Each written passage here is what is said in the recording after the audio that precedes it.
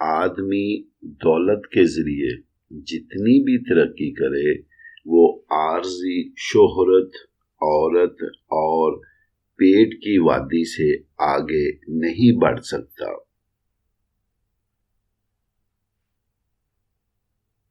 جتنی بڑی ہستی کے ساتھ تقرب ہوگا وہ تقرب اسے اتنا ہی بڑا بنا دے گا۔ قرآن میں ہے وَلَذِكْرُ اللَّهِ أَكْبَرُ، اللہ چونکہ سب سے بڑا ہے اس لیے اس کی یاد بھی انسان کو دوسروں سے بڑا بنا دیتی ہے۔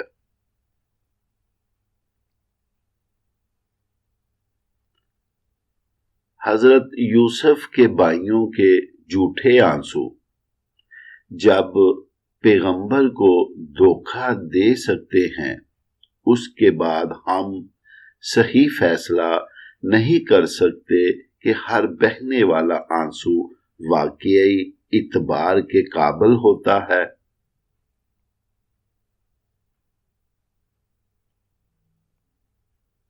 زنا ایک عورت کی عصمت کا قرض ہے۔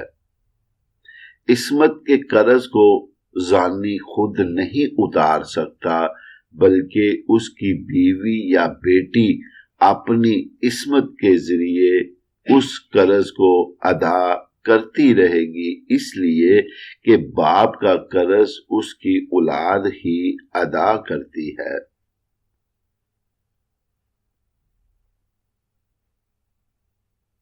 چوری ایک بڑا گناہ ہے، لیکن بعض لوگ چوری کے ذریعے جنت خرید کرنے کی کوشش کرتے ہیں۔ یہ لوگ وہ ہیں جو عمرے کے ذریعے حرمین میں داخل ہو جاتے ہیں، پھر چور بن کر چھپے رہتے ہیں۔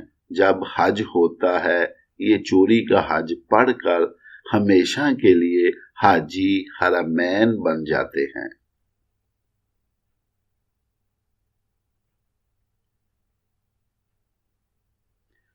پیر اپنے مرید کو جو تعویذ لکھ کر دیتا ہے وہ بھی کاغذ کا ایک ٹکڑا ہوتا ہے، اور مرید جو اس کے معاوضے میں 100 روپے ہدیہ دیتا ہے وہ بھی کاغذ کا ٹکڑا ہوتا ہے۔ مرید کا دیا ہوا ٹکڑا تو پیر کی فوری ضرورت پوری کر دیتا ہے، اور پیر کا دیا ہوا تعویذ کا ٹکڑا خدا جانے کب اثر کرے یا نہ کرے۔ آپ بتلائیں ان میں زیادہ کامل کون ہے؟ ان میں زیادہ کامل کون ہے، پیر یا مرید؟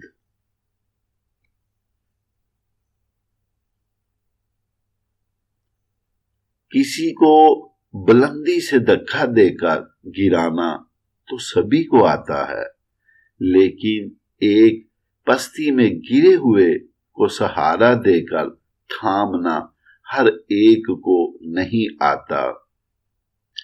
نشہ پلا کے گرانا تو سب کو آتا ہے، مزہ تو تب ہے کہ گرتے کو تھام لے ساکی۔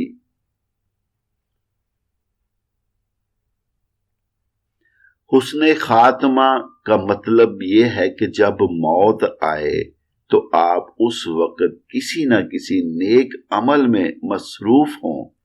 کسی مقدس مقام یا کسی مقدس زمانے میں مرنا اس تکوینی موت سے نجات نہیں ہو سکتی۔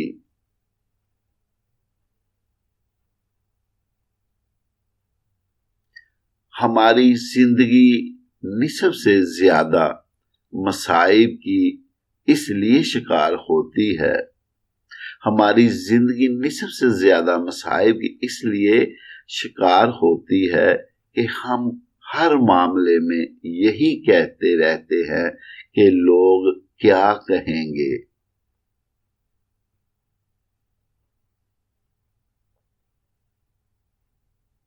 بعض لوگ عبادت کو محض تسنا کی خاطر کرتے ہیں تاکہ معاشرے میں کچھ نہ کچھ وقار قائم رہے۔ یہ ان کی بد عادت ہے، عبادت نہیں ہے۔ یہ ان کی بد عادت ہے، عبادت نہیں ہے۔ بے موسمی کا شغل تھا اپنی نماز بھی، بے موسمی کا شغل تھا اپنی نماز بھی، موسم بہار آئی تو میغ خوار ہو گئے۔